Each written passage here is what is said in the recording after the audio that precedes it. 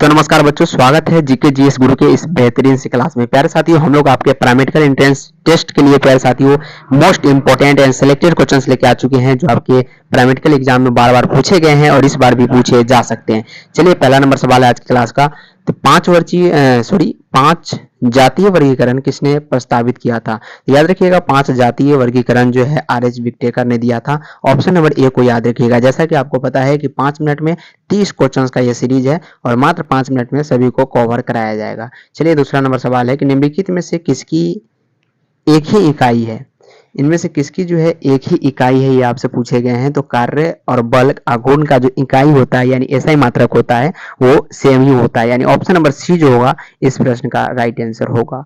तीसरा number question है कि सितारों की दूरी किससे मापी जाती है? याद रखिएगा, सितारों की दूरी जो है किससे मापी जाती है? तो प्रकाश वर्ष से सितारों की दूरी मापी जाती है। ऑप्शन नंबर डी को यहाँ पे याद रखिएगा। काफी इंपॉर्टेंट क्वेश्चन है एंड काफी बार पूछे भी गए हैं।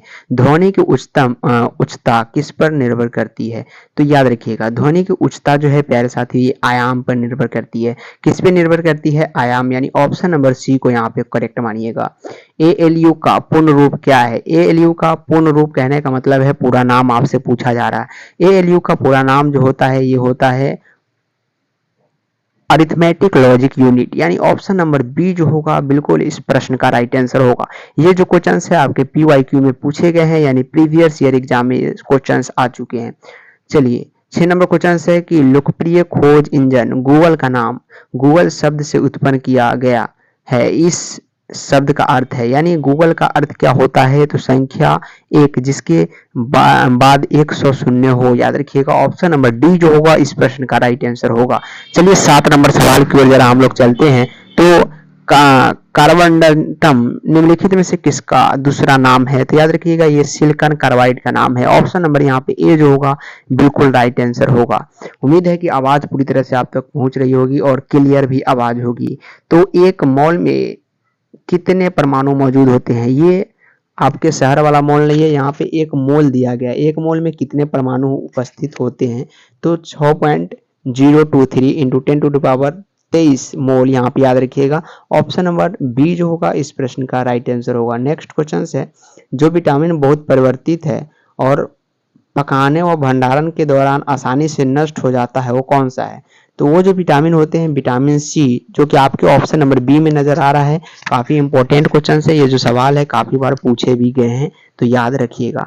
चलिए, 10 नंबर है कि हाइड्रोजन की एक परमाणु में न्यूट्रॉन की संख्या कितनी होती है? याद रखिएगा, हाइड्रोजन पीरियोडिक टेबल का पहला एलिमेंट है और इसमें आपसे न्यूट्रॉन की संख्या पूछी गई है, तो शून्य होता है। कितना होता है प्यारे साथियों? शून्य होता है, याद रखिएगा। ऑप्शन नंबर बी जो होगा इस प्रश्न का राइट आंसर होगा। तो गैसोलीन के दहन का ऊष्मामान है, गैसोलीन के दहन का ऊष्मामान क्या है जरा बताने का आप लोग प्रयास कीजिएगा। उम्मीद है कि पूरा ऑप्शन आप लोगों तक पहुंच रहा होगा। तो यहाँ पे 47,300 किलो जूल पर केजी याद रखिएगा गैसोलीन के दहन का ऊष्मामान होता है। कहता है कि जब चंद्रमा पूरी तरह से सूर्य को ढक लेता है तो उसे क्या कहते हैं? याद रखिएगा, जब चंद्रमा जो होता है पूरी तरह से सूर्य को जब ढक लेता है तो उसको हम लोग बोलते हैं पक्षछाया। क्या बोलते हैं? पक्षछाया, यानी ऑप्शन नंबर बी जो होगा बिल्कुल राइट आंसर होगा। इस प्रकार के क्वेश्चंस प्रीवियस ईयर में भी पूछे गए हैं, यानी इस बार 2024 में भी रिपीटेड हो सकते हैं, याद रखिएगा। नेक्स्ट क्वेश्चन है, समुद्र की जल के दिन में 2 बार जलाबद्ध उतार चढ़ाव को क्या कहते हैं? तो 2 बार अगर उतार चढ़ाव समुद्र के जल में होता है तो इसको ज्वार भाटा बोला जाता है। क्या बोला जाता है? ज्वार भाटा। तो ऑप्शन नंबर यहाँ पे ए जो होगा इस प्रश्न का राइट आंसर होगा, याद रखिएगा। चलिए, चलते हैं 14 नंबर पर। तो दक्षिणी ध्रुव यानी उत्तरी ध्रुव की अपेक्षा ठंडा क्यों है? याद रखिएगा, दक्षिणी ध्रुव उत्तरी ध्रुव की अपेक्षा ठंडा होता है क्योंकि वहां पर उच्च क्या है? तुंगता। ऑप्शन नंबर ए जो होगा बिल्कुल राइट आंसर होगा। प्रधानमंत्री जीवन ज्योति बीमा योजना किस वर्ष से प्रारंभ की गई? ये जो है कब से प्रारंभ की गई? ऑप्शन नंबर यहाँ पे डी नीचे है, तो 2015 याद रखिएगा। हवाई जहाज का आविष्कार किसने किया था? हम आप तक ज्यादा से ज्यादा क्वेश्चंस प्रोवाइड कर रहे हैं, कम समय ले रहे हैं, याद रखिएगा, क्योंकि आपका टाइम बहुत ही कम है और ज्यादा से ज्यादा क्वेश्चंस की जरूरत आपको है। तो हवाई जहाज का आविष्कार किसने किया था? राइट ब्रदर्स, याद रखिएगा, हवाई जहाज के आविष्कारक माने जाते हैं। चलिए, परमाणु संरचना का मॉडल किसने विकसित किया था? तो ये जो है बोर और रदरफोर्ड ने परमाणु संरचना का यहाँ पे मॉडल विकसित किया था। किस भारतीय क्रिकेट खिलाड़ी ने वनडे वंडर्स नामक पुस्तक लिखी है? तो ये जो है सुनील गावस्कर, याद रखिएगा। किस धर्म के पवित्र पुस्तक कौन सी है? सॉरी, सिख धर्म के पवित्र पुस्तक यहाँ पे पूछे गए हैं, तो यहाँ पे गुरु ग्रंथ साहब, याद रखिएगा। कहता है कि किस लेखक की पुस्तक में रस्टी नामक पात्र है? तो किस लेखक के पुस्तक में रस्टी नामक पात्र है? यहाँ पे रस्किन बॉन्ड के, याद रखिएगा, ऑप्शन नंबर बी।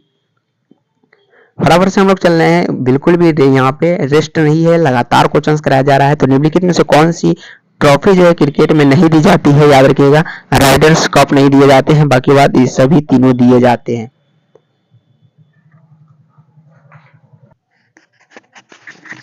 योग्यतम की उत्तरजीविता किसने प्रतिपादित किया था? याद रखिएगा, डार्विन। ऑप्शन नंबर यहाँ पे ए राइट होगा। नेक्स्ट क्वेश्चन है, निम्नलिखित में से कौन सा किला अकबर ने नहीं बनवाया था?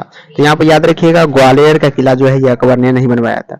वृक्षों के लघुकरण छोटा करने की जापानी कला का नाम क्या है? तो ये बोनसाई है। देश में छोटे किसानों को परिभाषित किया गया है, वह किसान किसके पास जो क्षेत्र मतलब क्या है, 1 से 2 हेक्टेयर है। भारत में राष्ट्रीयकृत बैंकों की संख्या टोटल 21 है, याद रखिएगा।